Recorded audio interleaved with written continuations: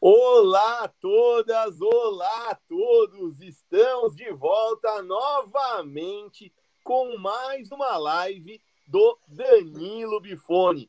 Todos os sábados, sempre a 1h da tarde, nós estaremos aqui discutindo assuntos relevantes da cidade de São Paulo e do nosso cotidiano. Se você ainda não segue a página do Danilo Bifone, vai lá, dê o seu like na página do Danilo Bifone e se você tiver oportunidade, comente, faça perguntas que no final da live o nosso convidado vai responder aqui ao vivo. E se você puder também, compartilhe os nossos conteúdos. Perdeu? Não assistiu? Não tem problema. É só buscar no YouTube, no canal do Danilo Bifone. É só se inscrever no canal e ativar o sininho. Vai ter acesso a todos os conteúdos que estão disponíveis. O nosso convidado de hoje é uma figura emblemática do ambientalismo paulistano. Esse sujeito, além de ambientalista, educador ambiental, também é o idealizador do SOS Abelhas Sem Ferrão. Tá aqui, ó, eu visto a camisa dessa entidade. SOS Abelhas Sem Ferrão, uma entidade que defende a preservação das abelhas sem ferrão. Seja muito bem-vindo, com a palavra Gerson Pinheiro, que é um sujeito que tem árvore até no nome. É verdade. Tem Pinheiro no nome, né? Obrigado, Danilo, pelo convite. Sempre um prazer falar com você, né? Sempre muito divertido, né? Apesar de sempre que a gente se encontra, alguma coisa boa acontece ou está acontecendo, né? Mas é sempre bom ver e falar com você. Bacana, Gerson. Olha, muito obrigado por ter vindo aqui conosco. E, Gerson, para começar, muita gente, o público leigo, logo associa abelha a mel. Aí você fala, poxa vida, você lembra de abelha, você lembra do quê? Lembra de mel e lembra de picada. Me conta direito essa história. E como é essa questão dessas abelhas europeias africanizadas, que todo mundo lembra, que é a Apis mellifera, e das abelhas nativas brasileiras? Existe abelha sem ferrão, Gerson? Como é que é essa história? Claro que existe uma porrada dela, é muita abelha social com o ferrão atrofiado, ou como a gente chama de abelha sem ferrão. São 404 espécies no mundo, né? No Brasil são aproximadamente 300, ou seja, 3/4 de toda essa diversidade ocorre em solo brasileiro, e o brasileiro não sabe, não está nem aí. E a culpa disso, no meu entendimento, é das nossas mídias, né? Dos nossos canais de educação, né? Televisão, rádio. Porque se você parar para pensar, desde que você se entende por gente, quando você ouve a palavra abelha numa televisão, numa rádio, está vinculada ou a mel ou a ferrão. E isso é assustador, né? Porque essa abelha que todo mundo conhece, ela nem brasileira é, ela é uma espécie exótica, ela foi introduzida no Brasil, tem o seu valor, blá, blá, blá, blá, blá, blá, blá, blá, blá. Mas no Brasil ocorre naturalmente a maior diversidade do planeta de abelhas sociais, e o brasileiro não conhece isso, né? Então é o que eu falo, eu afirmo e reafirmo que infelizmente a culpa é nossa, né? É nossa, do brasileiro, que fica aí indo atrás de ouvir falar, não busca a informação, não busca o conhecimento. Eu costumo brincar, Danilo, que hoje nós estamos vivendo a geração filhote de sabiá, né? Todo mundo quer para agora e pronto, né? Ninguém quer se dar ao trabalho de fazer uma pesquisa, de estudar, de buscar conhecimento, o que é uma enorme pena, né? O mundo hoje ele está chato, ele está muito chato e muito rápido, né? A gente perde muita coisa pelo caminho. Ô, Gerson, você estava comentando comigo essa questão, mesmo com essa diversidade toda de abelhas, o papel do colonizador aí no passado trouxe abelhas para cá, né? Como que é essa questão dos jesuítas que você estava me contando? Então, existe uma história, né, que diz que a primeira leva de abelhas Apis, do gênero Apis, que veio para o Brasil, foi a Apis mellifera, vinda da europeia, trazida por grupos religiosos. Acreditam-se que fossem os jesuítas que foram responsáveis por trazer para o Brasil. mas para cera, não era nem para mel, porque no Brasil, na época, já tinha o cultivo de cana, já se produzia açúcar no Brasil, né? Isso foi em 1860, aproximadamente. Porra, então o padre jesuíta, que catequizava ainda no Brasil, o nativo, o morador brasileiro, que já conhecia as espécies nativas, obviamente a gente pode deduzir que os padres também tiveram um contato, né, com as abelhas nativas. Então, se aqui tem tanta abelha nativa, tantas espécies, por que diabo trazer uma espécie da Europa com ferrão para cá? Para cera, mano. Reza a lenda que é o nosso primeiro caso de racismo, né? Porque o jesuíta, quando viu a cera da abelha brasileira, que é muito mais escura, né? Porque ela, ao produzir a cera branquinha, ela já mistura imediatamente com resinas, com própolis, né? Escurece esse material. Então o padre viu aquela cera escura, não serve para fazer vela, não serve para fazer missa, então trouxe a abelha Apis europeia para cá, para o Brasil, para vela. Infelizmente, né? E aconteceu esse desastre ambiental. Eu repito, é uma espécie exótica, é invasora, ela hoje tem o seu valor, o seu papel no meio ambiente brasileiro, ela se mesclou a isso, né? Tem que se adaptar a isso, né? Mas ela é sim uma espécie exótica invasora. E as nossas espécies de abelhas nativas, com certeza, competem com ela sim, não só por alimento, por flor, né? Mas também por locais de nidificação, né? Não só espécies de abelhas, mas como pequenos mamíferos, né? Então aquele oco que ia ter lá um mico morando, hoje tem uma apis melífera, né?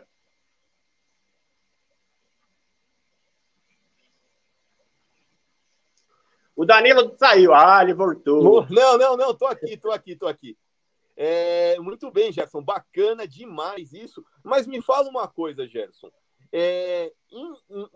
Na produção de mel, inclusive o pessoal fala, a Apis produz muito mais mel que as nativas. E você estava me dizendo que isso não é verdade, porque a produtividade em relação ao número de indivíduos das nossas abelhas é muito maior, não é mesmo?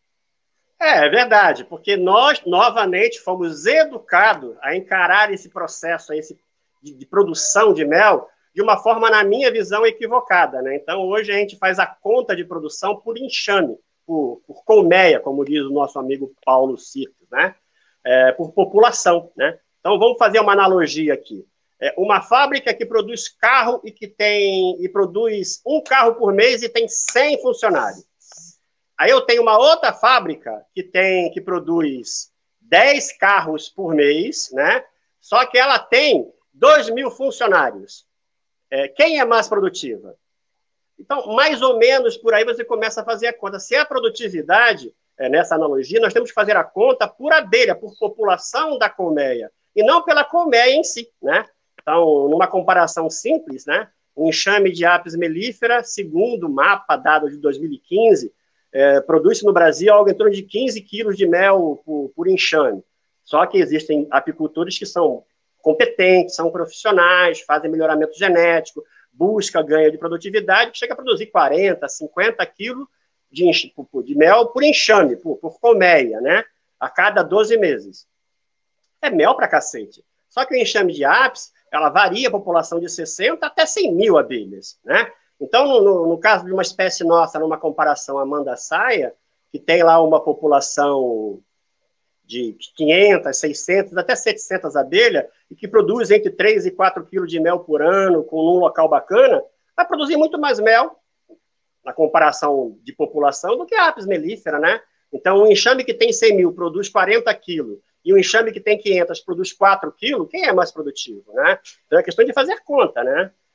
Só que, fala assim, mas colher 40 quilos de mel, eu mexo num enxame. Para mim colher 40 quilos de mandaçaia, eu vou ter que mexer em 10 enxames. Cara, você é brasileiro, você vai dar um jeitinho. Tenho certeza disso, né? Não, e com certeza também você tem a diversidade de aromas e sabores dos nossos meles brasileiros, né? Porque cada espécie tem um mel diferente de outro.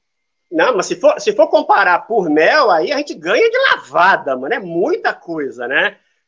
Por quê? Porque quando se começou a produzir mel de Apis mellifera no Brasil e se começou a vender, se classificou o mel por flor, por florada. Mel de laranjeira, mel de eucalipto, mel disso, mel daquilo, mel de bracatinga, que nem mel, é melaço, né? No caso das nossas, né, mudou um pouquinho. Por que mudou um pouquinho? Porque a gente começou a conceituar o mel por região, né? Como o Eugênio lá e a Márcia do MB costumam falar, que eu adoro, e até o próprio amigo Jerônimo Vilas Boas fala que é um mel de terroir, é um mel de origem, é um mel da localidade. Então, se a gente for buscar essa diversidade por região, imagina, o Brasil é um país riquíssimo em flores, em biomas, em microbiomas, em micro-regiões. Então, a diversidade de meles das nativas vai ser infinitamente superior e melhor, né? Porque essa diversidade traz sabores, cores, aromas, numa infinidade de possibilidades, né? A gente ganha de lavada. Maravilha, Gerson. É importante o pessoal de casa saber, Gerson, como eu te conheci. Eu estava numa palestra uma vez, e aí no final da palestra aparece um cara de cabelinho branco falando: eu sou teu fã. Eu falei: que é esse cara aqui? O que ele tá querendo comigo? Veio isso aí, deve fazer mais ou menos uns 8 anos aproximadamente. Ele falou: olha, esse velho viado, né, Danilo? Eu tô pensando em fazer uma ONG voltada à preservação de abelhas nativas. Você conhece as abelhas sem ferrão? Eu falei: conheço. Jataí e Arapuá. E, na verdade, é a que todo mundo mais conhece. Mas, fora Jataí e Arapuá, a gente tem mais uma outra infinidade de abelhas, né, Gerson? Sim, sim. Então, nesse processo, quando eu comecei a pesquisar sobre abelhas, uma coisa que me caiu, assim, direto, na hora, a ficha foi assim: peraí, se a abelha precisa de meio ambiente, né, de natureza saudável, limpinha, bacana, com flor, com árvore, então eu preciso me preocupar primeiro com o meio ambiente do que com a abelha propriamente dita. E sem o meio ambiente legal, bacana para a abelha morar, não vai ter abelha do mesmo jeito, né? Então eu comecei a me aproximar, né, desse movimento ambientalista paulistano, né? Paulista e paulistano, e conheci muita gente. Conheci o Danilo, a palestra do Danilo do Mudamão, que eu ia ver, a palestra da Cláudia Visoni, da Horta das Corujas, eu ia, tudo que envolvia meio ambiente em São Paulo, eu buscava acompanhar. Aí começou também, me caiu outras fichas. Falei: porra, mas esse maluco de cabelo branco que vai plantar árvore de noite na rua, cara, ele é muito mais protetor de abelha do que eu. Porque eu estou tentando proteger sabendo da importância. O cara faz isso sem nem saber que faz, né? Foi isso que me levou a ir até a palestra que você estava dando lá. Acho que foi na subprefeitura de Pinheiros, não foi isso? Isso, na sub de Pinheiros. Faz tempo já isso daí. Faz tempo. Então não faz 8 anos, né? Deve fazer isso aí uns 6 anos, mais ou menos, né? Foi bem no início, assim, do SOS. Era um curso, na verdade, de arborização, e no final a formatura dos alunos era um plantio em Pinheiros, que foi um dos plantios mais difíceis que eu já tive a oportunidade de participar, porque era um concreto de uma escola, tinham chamado uma empreiteira, ela sobrou um concreto de alguma obra, e eles resolveram fazer a calçada com concreto. Meu Deus do céu, aquilo foi sofrido. Sim, sim, sim, sim. Aí com essa aproximação com esses ambientalistas de São Paulo, aí sim que o projeto SOS começou a tomar corpo, né? Foi quando eu comecei a doar abelhas para esses locais, né? Públicos, né? E a coisa foi indo, e realmente hoje bombou, né? Hoje, ter abelha sem ferrão é modinha. Só que isso é sério, o assunto é sério, né? Não é... Muita gente quer transformar em pet, eu até entendo isso, eu não considero pet, eu, Gerson Pinheiro, não considero um pet, né? Porque a abelha não precisa de você para sobreviver, ela precisa de meio ambiente e mais nada, né? Então, hoje, na verdade, o que mais atrapalha a vida de abelha no planeta Terra é a espécie humana, que só faz cagada por aqui, né? Só faz merda aqui. Então, se você tirar a espécie humana do mundo, a abelha, rapaz, ela vai fazer a festa, né? Ela não precisa da gente, não é nada. Me fala uma coisa, Gerson. Eu já falei como eu te conheci, agora falta você falar pro pessoal de casa como você começou a lidar com abelha sem ferrão. Do nada, você acordou um dia e falou: eu vou criar abelha sem ferrão. Não, rapaz, na verdade, isso começou com a minha caçula, Ana Clara, né, que, voltando de uma excursão da escola, me pediu um enxame, né, uma colmeia de abelha, né? Tem que exercitar esse lance, senão o Paulo Sif briga comigo. Hoje já está na faculdade, né? Não, ainda não, ela está no 9º, né? Mas ano que vem, se Deus quiser, ela vai. Eu não sei agora, no final da pandemia, né? Vamos ver. Aí eu comecei assim quando ela me pediu aquilo, eu fiquei meio assustado, né, com o pedido, né? E eu falei, não dá para criar abelha em São Paulo, que eu só lembrava também da abelha da ápice, a abelha com ferrão. E foi ela, uma criança de 6 para 7 anos, que me falou, não, pai, é uma abelhinha pequenininha, que não tem ferrão, ela parece uma fadinha. Aí eu fui no titio Google, fui pesquisar e me debrucei com isso, né? E comecei a estudar, comecei a pesquisar, vi a importância, né? E aí sim eu comecei a resolver me decidi parte do meu tempo a fazer esse trabalho de educação ambiental para a preservação e conservação das abelhas sem ferrão. Eu acho um tema tão importante, Dani, mas tão importante, né, como tudo é importante, né? Mas a abelha, no caso, ela é tão importante que se você proteger só a abelha, você protege tudo. Porque essa aproximação com esse inseto social, a abelha sem ferrão nativa do Brasil, é transformador, cara. Então, o cara que se apaixona, que entende e compreende a importância, passa a plantar, passa a compostar, passa a reciclar, passa a ser um ser humano melhor do que era antes, né? Que só consumia, que só descartava, que foda-se o mundo. Não era assim? Com a abelha, não. Com a abelha você começa a buscar algo melhor, né? A se preocupar melhor. É por isso que eu falo, na minha pequena opinião, a abelha não é pet. A abelha é um animal silvestre, né? Protegido por lei, né? E que deve sim ser protegido, preservado, conservado, aonde ele estiver. Em caixinhas, assim, e principalmente no seu local de escolha de morada, ou seja ele em muro, seja ele em árvore, principalmente em árvore. Enxame em árvore não se mexe, gente. Enxame em árvore não se mexe. E, infelizmente, na cidade de São Paulo, quem mais mata abelha sem ferrão é a própria prefeitura, né? Nessas supressões de árvores diárias, cortes, podas assassinas, tudo isso acontece sob os nossos olhares e ninguém fala nada. Nós somos seres humanos covardes e passivos. Saia do sofá e vai para a rua plantar, não é isso, Danilão? Não, com certeza, com certeza. Mas é que aos poucos isso está mudando, né, Gerson? Há um tempo atrás, quando eu comecei a plantar, você sabe que eu comecei a plantar de noite, porque eu achava que era uma coisa proibida plantar em calçada. Depois eu vim a descobrir que não era, desde que você cumpra as diretrizes do Manual Técnico de Arborização Urbana, que estabelece largura mínima de calçada, distância de poste, distância de placa de trânsito e, sobretudo, as espécies recomendadas. Você cumprindo aquela cartilha à risca, não tem nada que te impeça de plantar árvores.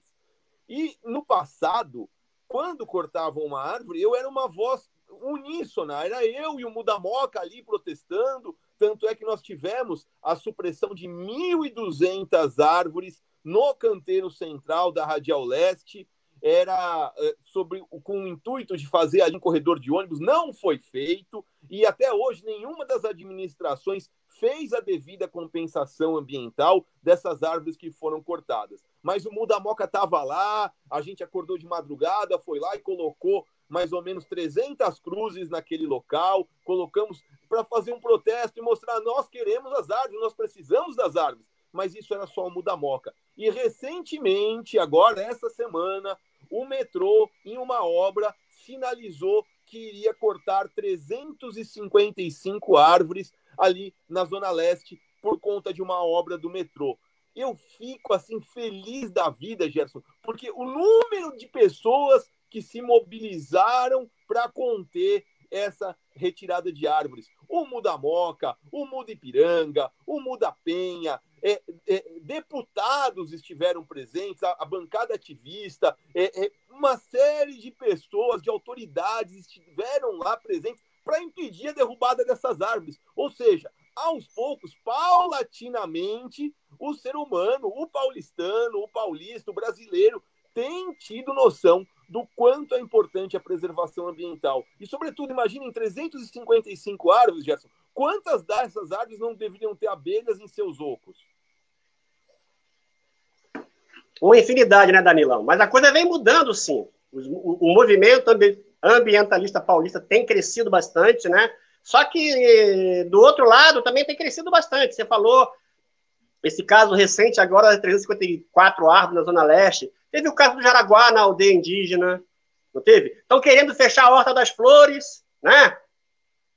Não é isso? Tem o caso lá, cara, ó, que para mim assim é um símbolo da resistência, que é o caso lá da Praça Homero Silva, né, a Praça das Nascentes, que está brigando Sim, já há bastante tempo com o lance do empreendimento, ou seja, numa crise hídrica que está batendo a nossa porta, nós estamos matando nascentes na cidade de São Paulo, né? Então, cara, a gente precisa cada vez mais falar, botar a boca no trombone, cutucar a ferida, senão a coisa não anda. A pior coisa do poder público é que ele espera que o munícipe faça algo. Vamos falar um pouquinho sobre manual técnico de arborização. Beleza, bacana, é um excelente material. Está à disposição para download no site da prefeitura, não está assim? Quem divulga isso? De cada 10 paulistanos, quem sabe que pode plantar? Quem sabe que a prefeitura fornece muda? Porque não se divulga, carinha, não se fala. E eu aprendi lá no Rio de Janeiro, lá na terrinha, né, uma frase bem antiga, por que se consome mais ovo de galinha do que de pata? Porque a galinha, quando coloca o ovo, ela faz propaganda, carinha, ela cacareja. A propaganda é a alma do negócio. Tem que botar a boca no trombone mesmo, tem que falar, mostrar, brigar, compartilhar, divulgar. Cara, matar nascente, matar abelha, não cabe mais isso hoje. No mundo, hoje, atual, não cabe mais isso, né? Eu sei que a gente vai falar um pouquinho sobre veneno, mas já entrando, né? Ou seja, a gente sabe que a indústria agroquímica, ela é finita, ela sabe que ela não é renovável. Ela mesma está se adaptando já, investindo mais seu capital em controle biológico, né? Porque ela sabe que uma hora ela vai ter que parar de produzir veneno.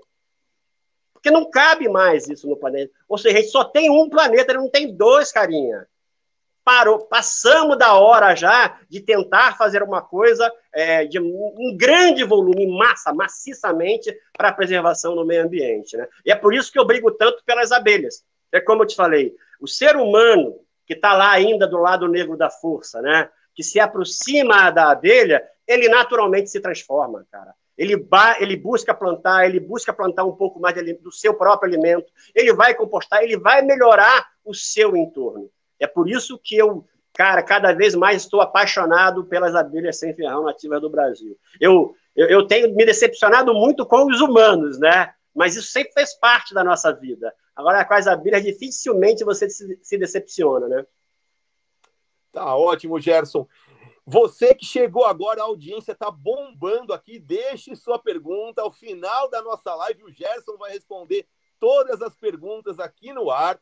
E se você puder, curta a página do Danilo Bifone. Dê o seu like na live também. Compartilhe essa live. Abra uma sala de vídeo no seu Facebook para que os seus amigos também tenham acesso a esse conteúdo maravilhoso aqui do nosso convidado, Gerson Pinheiro. E se você perdeu, estava fazendo almoço, não pôde assistir, não tem problema. É só ir no YouTube, se inscrever no canal do Danilo Bifone e ativar o sininho. Vamos lá, Gerson. Continuando, rapaz. Você começou a falar de veneno e aí a gente vai entrar num assunto bastante polêmico. Gerson, eu ouvi dizer, rapaz, que tem ONG por aí, eu não vou citar nomes, mas tem ONG que se traveste, se fantasia de defensora de abelhas, mas é financiada pela indústria do veneno, rapaz. É sério isso mesmo? Como é que é essa história? O pessoal carinha, é uma associação, na verdade, né, chamada Abelha, Associação Brasileira de Estudos, não sei o que lá, das abelhas, né? Eu conheço diretores lá de dentro, pesquisadores, né? São gente boa demais, tudo bacana, né? Só que eu não sei te afirmar se essa associação ela representa a indústria agroquímica. O que eu sei, e isso é público e notório, está no site deles, que eles têm parceiros como Sindiveg, Cidag, Singenta, Bayer, etc, etc. Só associações ligadas a defensivos agrícolas, à produção maciça de commodity, enfim. São parceiros dele. Então, afirma que... É estranho isso, né? Esse financiamento, né, de ser tão grande, de ser tão bonito, de um material tão bacana, para mim, na minha opinião, na minha pequena opinião, é greenwashing, né? Ou seja, volto a falar, enquanto as indústrias de veneno não assumirem publicamente, nós matamos, nós fudemos o meio ambiente, nós somos causadores de neoplasias em larga escala, mas estamos tentando mudar, enquanto não fizerem isso, qualquer coisa que eles fizerem para ajudar o meio ambiente, para mim é tentativa de melhoramento de imagem. Para mim é greenwashing. Então isso eu acho uma covardia. Esses dias mesmo, nós soltamos no SOS uma arte sobre isso, né? De todas as formas, né, de greenwashing, de maltrato ao meio ambiente, de veneno, de desmatamento, a pior delas é o greenwashing, porque é covarde, né? É uma pessoa que não é aquilo que quer que as pessoas pensem que ela seja. Isso, para mim, é covarde. Então, assuma, né? Assuma publicamente. Não é mau uso. O veneno mata. Se ele é mal usado, é que lá na frente, né, o cliente ele foi mal orientado a usar. Tem culpa também no cartório? Tem. Não tem nada disso no Brasil. Mas tudo começa quando a fábrica produz veneno. Simples assim. Então, tem que mudar isso. Só que, Danilo, novamente, eu volto a falar. Nós temos que ser e agir como abelhas, seres sociais. Porque quem manda no mercado alimentício é o consumidor. Sou eu, é você, é João, é Maria, é José. Basta nós tomarmos a decisão de não consumirmos mais veneno. Se todo mundo começar a mudar, eles vão ter que se adaptar. Porque o mercado consumidor é o que direciona a indústria. Simples assim. Então, se todo mundo começar a buscar por alimentação mais saudável, por produzir um pouquinho do seu alimento em casa, priorizar o pequeno agricultor, né? Tudo vai melhorar com relação à produção de veneno no Brasil. Só que o problema hoje, Danilo, é a famosa mídia, né? Lembra lá que a gente só pensa no ferrão e no mel? Lembra lá, tudo é mídia, né? O agro, ele não é pop. O agro não é pop. O agro, para ser pop, ele precisa ser sustentável. Enquanto ele não for sustentável, ele não será pop. Ponto. Sim, é lamentável isso, Gerson. Inclusive, hoje eu me deparei num grupo aí de abelheiros, num grupo de incentivo à meliponicultura, um vídeo que postaram lá, olha, o agro não é tão ruim assim, e um vídeo mostrava modelos, todas elas brancas, modelos que nunca foram agricultoras, modelos belíssimas, e trabalhando no trator, dando suas declarações, falando, olha, o agronegócio sustenta o Brasil. Isso é uma grande mentira. Quem sustenta o Brasil, a gente sabe que é a agricultura familiar. O agronegócio é voltado para exportação de commodities. Eles vão vender soja e trigo para o exterior. E aí, cada vez mais, eles pensam no lucro, explorar mais a terra, destruir as florestas e enriquecer a bancada ruralista, que você sabe que é quem comanda esse país, né? Infelizmente, a gente sabe isso. Entra governante, sai governante, e a bancada ruralista continua lá, ditando as regras. Sim, sim, ou seja, o lobby da indústria agroquímica é muito poderoso, é fortíssimo, né? Tanto é que eles têm benefícios, eles não pagam imposto no Brasil, se não me engano, né? Eles têm lá benefícios fiscais enormes, gigantescos, né? Enquanto eu, para tomar uma cervejinha, pago imposto. Que desgraça é essa? Não é? E é como você falou, se eu não me engano, me falha a memória, 76% de todo o veneno jogado no Brasil, usado no Brasil, é para plantio de commodities. É algodão, é cana, é milho, é soja, para plantar dinheiro para exportação, né? Hoje a gente planta milho para vender para porco da China comer. Então, isso não alimenta o povo. O que alimenta o povo é arroz, é feijão, é abóbora, é pepino. E isso quem faz é o médio e pequeno agricultor, que eles querem ser orgânicos. Só que eles não conseguem mais, Danilo. A água que ele usa para irrigar o seu plantio já vem contaminada, porque os nossos lençóis freáticos já estão contaminados. Isso foi notícia recente, de um ano e meio atrás, de cada 4 cidades do estado de São Paulo, 1 ou 3, eu não lembro bem a informação, já tinha constatado veneno na torneira de casa. Resquício de veneno na torneira de casa. Está bebendo veneno, né? E ninguém fala disso, ou seja, o agro é pop. O agro, ele é importante, eu não estou dizendo que não seja. Plantar milho tem que ser plantado. Só que o problema não é o que, é como fazemos isso. Qual é o intuito disso? Para que nós fazemos isso? É para alimentar? É para gerar divisa? Ou para alimentar meia dúzia de filho da mãe? Ou para enriquecer meia dúzia de canalha? Não, e sem contar, Gerson, sem contar fora essa questão da contaminação da água, a exportação da nossa água, porque essas culturas exigem, então, recursos hídricos, e a gente está exportando água, que é um bem de todos, um bem universal, a gente está tirando isso para enriquecer alguns. Atrelado a cada grãozinho daquele, você tem uma parte de água que a gente perdeu exportando aquilo e vai para o bolso só de algumas minorias. Então, realmente o que falta para a gente é informação, né? Ninguém fala disso, a gente só fala, o agro é pop, o agro é... Cara, não é. O agro, ele é importante, repito, né? Tem agricultores sérios, tem... O problema hoje é o porquê se faz e como se faz, né? Não conseguiremos desmatar para sempre, não conseguiremos ficar usando o volume de venenos que nós estamos usando. Isso precisa mudar, né? E isso precisa ser feito agora, antes que seja tarde demais. Eu lembro que quando eu participei aqui da criação do Fórum Paulista de Combate aos Agrotóxicos de São Paulo, teve uma palestra lá de uma pesquisadora, se eu não me engano, de Santa Catarina, do Rio Grande do Sul, pena que eu não lembro o nome dela, isso faz alguns anos já. E lá ela mostrava em gráficos, cara, claramente, naquela região, micro-região, em que o uso de veneno cresceu, ela sobrepôs um outro gráfico com o aumento de casos de neoplasias, de cânceres, naquela mesma região. O gráfico ele cresce igual, ou seja, quanto mais veneno eu uso, mais casos de cânceres eu vou ter na região em que eu uso. Teve casos, cara, comprovados já de veneno no leite materno, num trabalho de uma pesquisadora do Ceará, se eu não me engano. Ou seja, o bebê tá tomando o leite do peito da mãe com veneno, cara. O cara vem falar que, cara, é mau uso, é isso, é aquilo. Pelo amor de Deus, né? Se o cara usar 100%, né, de 1 litro, meu, 100%, 10 por 100 ml de 1 litro vai na planta, o resto vai pro chão, mano. O resto vai pro chão. E vem a chuva e vai embora. Então não é assim. É que tem tanto tempo assim para fazer mal. Então como é que se vê hoje resquício de glifosato no aquífero Guarani?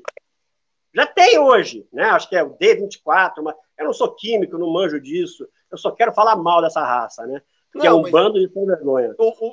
A grande questão, Gerson, é que é importante o público de casa saber é que o veneno ele só serve para monoculturas. Se você fizer uma horta orgânica na sua casa e plantar flores, você atrai os predadores naturais de eventuais insetos que vão predar a sua horta. Então o ecossistema fica equilibrado. Uma parte da sua couve vai sim ser consumida por insetos. Não tem problema, isso faz parte da nossa cultura. Os índios já conviviam com isso. Mas a gente tem que pensar que é muito importante a gente ter um ecossistema em equilíbrio. E o veneno ele é indiscriminado, ele mata todos os insetos, inclusive insetos polinizadores, como as abelhas e as abelhas nativas.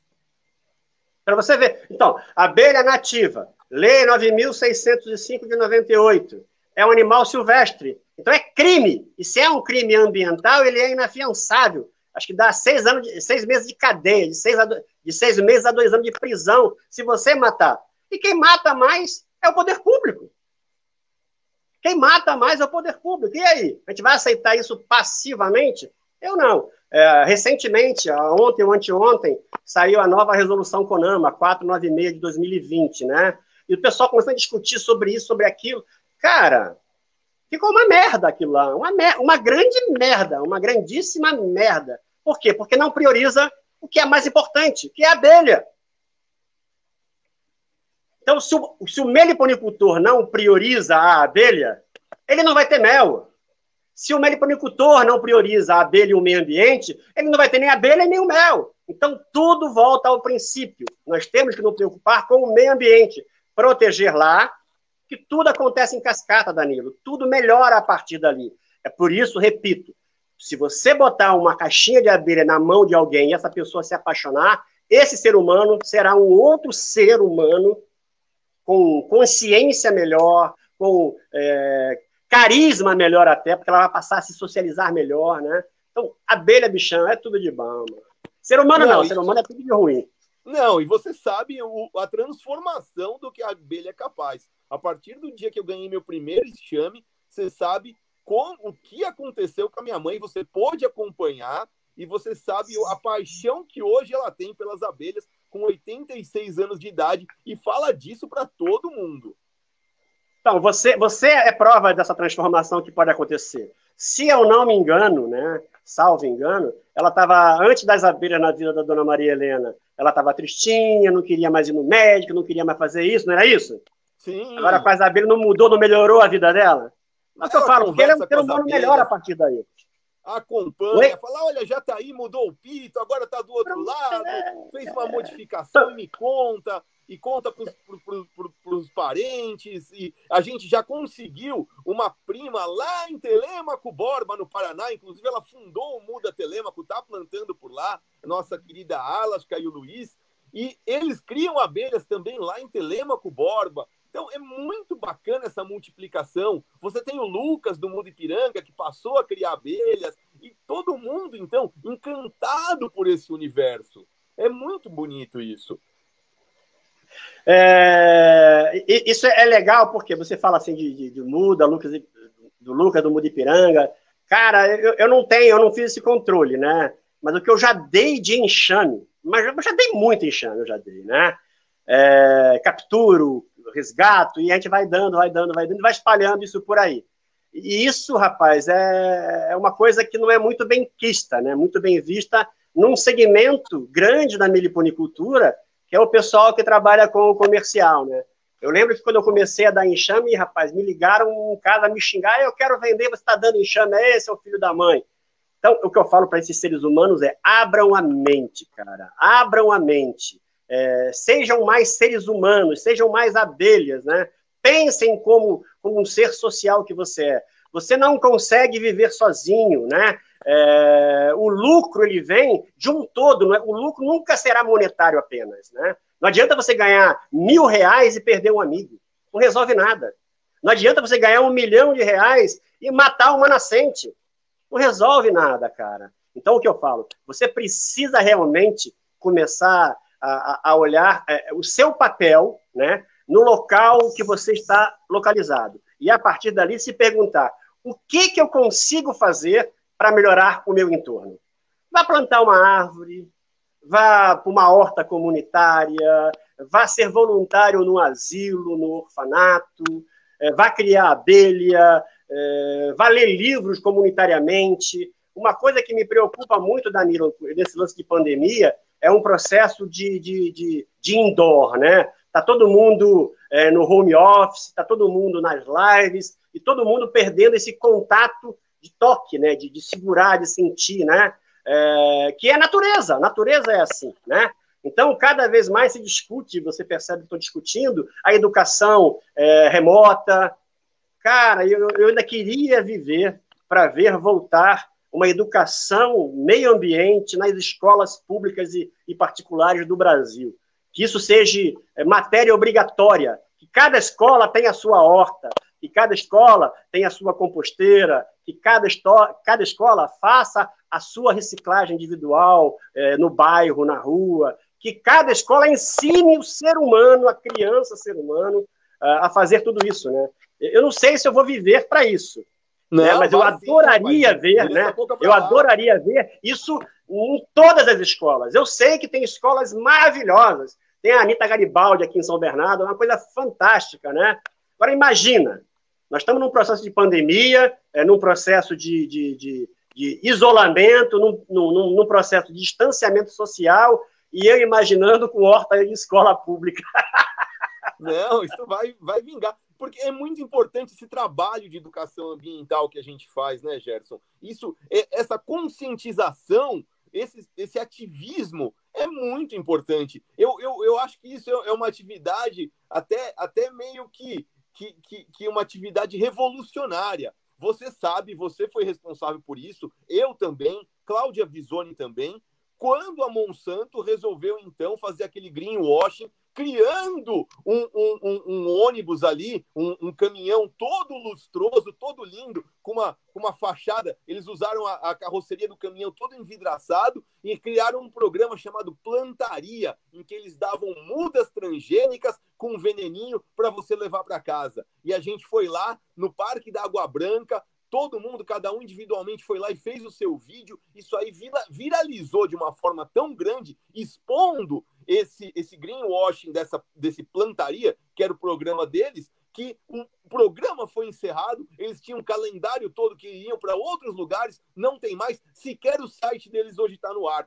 Isso foi uma conquista muito grande que a gente teve, e responsabilidade sua, da Cláudia Visoni, minha, que fomos lá e fizemos os vídeos. Então, o Alexandre Schutt também, foi muito importante isso. E cada vez mais a gente vê os grupos surgindo, mais pessoas plantando. Hoje você tem inúmeros outros mudas, você tem, além do Muda Moca, você tem Muda Ipiranga, Muda Bexiga, Muda Penha, Muda Santo André, Muda São Bernardo, Muda Itaquera, e assim vai. Eu agora tô fã do Muda São Caetano. O Belon lá me deu um presente. Que bacana. O Belon é muito... Você tem grupos de abelhas novos. Você tem, por exemplo, aqui, ó, Jataí Elétrica. Jataí, meus grandes amigos aqui, ó, do Jataí Elétrica, ó. Olha só que bonitinho, me deram uma Jataí aqui de presente. E você vê cada vez mais o pessoal divulgando, crescendo. E isso me dá um alento muito grande, Gerson. Porque eu sei que eu plantei a semente, você plantou a semente. A gente já está velho, já está de cabelinho branco. Vamos durar aí mais uns 30, 40 anos. Mas a gente sabe que o dia que a gente vier a faltar, rapaz, vai ter uma molecada danada de boa seguindo nossos passos. Então, são as nossas heranças, né? Eu costumo brincar e falar sempre que no SOS, né? A gente vai fazer 7 anos já de atuação, né? E por aqui passou muita gente, né? Muitos voluntários, né? Muitos deles chegaram, aprenderam, foram embora, outros brigaram. Faz mal, lidar com o ser humano é assim. Mas uma coisa que eu sempre falei todo mundo que veio para o SOS, que eu de alguma forma influenciei, né? Com relação às abelhas sem ferrão, e brigaram por alguma razão, né? Eu também não sou uma pessoa muito fácil, né? Saíram do SOS, né? E estão falando de abelha até hoje. Isso para mim é enriquecedor, cara. Isso para mim me enche de orgulho, né? Porque todo mundo que passou por mim de uma maneira boa, positiva ou negativa, saiu falando de abelha. E isso só me enche de orgulho, né? Porque o que eu falo, a melhor forma de você preservar a abelha é falar de abelha, é simplesmente falar de abelha existe, porque a abelha sem ferrão existe, né? Cara, é o que eu falo, e vou falar sempre, né? Para falar e preservar a abelha, não precisa ser da SOS, qualquer pessoa pode ser um guardião de abelha, né? Você é um cara que eu sempre usei como exemplo, em qualquer lugar que eu vou, normalmente eu falo de você. Você, para mim, é muito mais meliponicultor do que muito meliponicultor que eu conheço. Eu conheço meliponicultores excelentes que não tem um enxame, uma colmeia, perdão, Paulo Sirques, não tem uma colmeia em casa. Ele meliponicultura no bairro, ele preserva as abelhas do bairro, do muro, da árvore. Isso também é ser um meliponicultor, né? É um cara que tem todo o meu respeito. A Daniela Pastana Cuevas, lá do Projeto Semear, né? Sim, ela é uma preservadora de abelha. Ela tem um projeto lindo que é troca de semente, que é coisa mais legal do que plantar uma semente, fazer germinar uma semente. Eu estou viciado agora em produzir sementes. Você é uma pessoa que sabe disso, né? Quem já veio aqui em casa sabe disso. Dificilmente quem vem em casa aqui me visitar vai embora sem uma muda, sem uma semente, né? Não é? E tem que ser... Se todo mundo fizer isso, cara, se todo mundo fizer alguma parte, né? Perdão. O que eu falo? Eu sei que tem gente que não tem mão boa para plantar, mas aquela pessoa que não sabe plantar, que não quer plantar, ela pode cuidar de um enxame, proteger um enxame na frente, não pode? Ela não pode proteger uma árvore para evitar que a árvore seja cortada? Pode. Isso também é preservar a abelha, né? Na verdade, ela vê um crime ambiental, denunciar o crime ambiental. Sim. Mas não vai dar certo. Não importa que não vá à frente. Chama a polícia. Chama! Mas eu não quero chamar. Vai para as redes sociais. Alguém que tenha coragem vai tomar a frente e vai fazer a coisa acontecer. O que nós não podemos é continuar sendo omissos, né? Porque, como diria o meu amigo Cazé, aqui do Missão Ambiental do Ipiranga, a água suja já está batendo na bunda. Aquela água suja do rio poluído, das enchentes cheias de entulho, a água suja já está batendo na nossa bunda. O tempo urge, e é agora. Se não fizer agora, já era. Com certeza. E nessa sua fala que o tempo urge aqui também na nossa live, já estão me chamando a atenção aqui que a gente está chegando ao final e temos uma série de perguntas aqui do pessoal de casa para você responder. A primeira pergunta, Gerson, é do Bruno Souza. Na nova resolução sobre a meliponicultura, a resolução 496 de 19 de agosto, fala sobre a tribo Meliponini. Isso quer dizer que a tribo Trigonini não entra na resolução, já que nada consta sobre ela? Não é bem a minha área, a legislação, e ficar estudando muito sobre isso é coisa do Paulo Six, que prefere isso. Mas o termo Trigonini, né, a classificação Trigonini, já caiu já há alguns anos, né? Agora é tudo Meliponini, tá? E dentro da tribo Meliponini existem os 33 gêneros. Dentro desses 33 gêneros tem as trigoniformes, que são as trigonas, as captotrigonas, enfim. E tem as melíponas, que são as abelhas mandaçaias, urussus, enfim, né?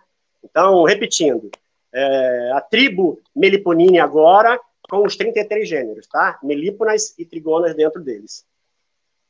Tá ótimo, Gerson. Próxima pergunta, pergunta do Lucas de Sá. Ele agradece aqui, elogia a live de hoje, e ele fala, Gerson, você poderia explicar qual a diferença entre apicultura e meliponicultura? Isso é simples, né? A palavra apicultura e a palavra meliponicultura, elas vêm de um gênero de abelhas, né? Apicultura, apis, meliponicultura, meliponinis, entende? Agora meliponinis, né? Quem criou o termo meliponicultura foi o nosso antigo e primeiro ministro do Meio Ambiente, o saudoso Paulo Nogueira Neto. E esses dias até fez uma brincadeira, né? Que é um trava-língua, né? A palavra difícil de falar, meliponicultura. Puta merda, né? Aí eu brinquei com o verbo, meliponiculturar. Então, eu e o Danilo e todo mundo que está assistindo, nesse momento, todos nós estamos meliponiculturando. Excelente! Gerson, para encerrar aqui, última pergunta diretamente de Santos, Baixada Santista aqui, Pedro Borborema nos assistindo lá de Santos. Um grande abraço, Pedro. Boa tarde, parabéns pela iniciativa dessa live super importante. Tenho muita vontade de iniciar uma colônia e gostaria e ajudar com a preservação, mas não sei como fazer. Qual o primeiro passo? Essa é uma pergunta que eu respondo pelo menos umas 30 vezes toda semana. Primeira coisa, tem que plantar e estudar. Por que plantar primeiro? É aquela, como nós falamos durante a live, é a preocupação com o meio ambiente antes das abelhas e antes do meliponicultor, né? Então, preocupando em se plantar, você já começa certo, né? E a segunda parte é estudar, porque você precisa entender as características, né, e necessidades das espécies que você puder cuidar e que ocorram naturalmente na sua região, né? Aí em Santos tem o meliponário capoeira do amigo Borracha, ó, inclusive até mudou o logo, agora chegou a Isara. Ele vai te ajudar no que você quiser. No grupo de discussão do SOS no Facebook, tem lá os arquivos do grupo. Tem centenas de livros, downloads, perfil, tudo lá de graça, fique à vontade. Vida e Criação de Abelhas, do PNN, do Paulo Nogueira Neto, é uma bíblia da meliponicultura, é um livro antigo, já tem algumas coisas hoje que não cabem mais, já foram ultrapassadas, mas é um excelente livro. E também um livro que eu recomendo muito, é o livro do Jerônimo Vilas Boas, né? Que tem uma didática excelente, a leitura muito fácil, né? Que é o MEL, Manual Tecnológico. Então, fica essas duas dicas de livro, manda bala, estuda e planta. Tá ótimo, Gerson. Última pergunta aqui que chegou de última hora, da Flor Rosa. Eu não sei de onde ela fala, mas ela pergunta, Gerson, por favor, nos diga que documentos tirar para transportar uma caixinha de abelha. Assim que eu dividir a minha Iraí, quero levar uma caixinha para minha mãe. normalmente, né, é o GTA, é o Guia de Transporte Animal, que você vai tirar isso na Secretaria de Abastecimento ou Meio Ambiente da sua cidade. Aí precisa se informar, porque isso varia ao infinito no Brasil, né? Quando se trata de legislação no Brasil, é uma palhaçada, né? É uma sem-vergonhice. Então precisa pesquisar, mas normalmente é a Guia de Transporte Animal. Tá ótimo. Agora, como fazer isso, só quem vai dizer é o órgão do seu estado ou da sua cidade. Tá ótimo, Gerson. Tem mais uma aqui, tempo estourando hoje. O pessoal bombardeando a gente de pergunta. A pergunta é do Cato. Ele pergunta, ou ela, não sei, Cato, qual a opinião de vocês sobre criadores que enviam abelhas de uma certa região para outra, onde não há disponibilidade natural da espécie? Então, para mim é um meliponicultor, que não é meliponicultor, na minha humilde opinião, né? Ele é um traficante, né? É um traficante, porque é crime, né? Você não pode, conforme a legislação 496 fala, criar abelha, transportar abelha de uma região de ocorrência natural da espécie a outra região de ocorrência natural da espécie. Isso é crime ambiental, né? Para mim não é meliponicultor. Tá ótimo, tá ótimo. Estamos encerrando por hoje. Eu tive a grata satisfação de conversar com o meu amigo Gerson Pinheiro, que é ambientalista, educador ambiental e idealizador do SOS Abelha Sem Ferrão. Se você puder, deixe o seu like, curta a página Danilo Bifone e também compartilhe as nossas publicações. Se você perdeu, não tem problema nenhum. É só buscar o conteúdo lá no YouTube. Inscreva-se no canal Danilo Bifone e ative o sininho. Muito obrigado, Gerson, e espero encontrá-lo em breve aí para te dar um grande abraço quando acabar essa pandemia. Manda um beijão na véia aí, beleza? Pode deixar, Gerson. Um grande abraço. Abração. Se puder, fique em casa. Se tiver que sair, não se esqueça da máscara. Até mais. Sem dúvida, sem dúvida. Abração.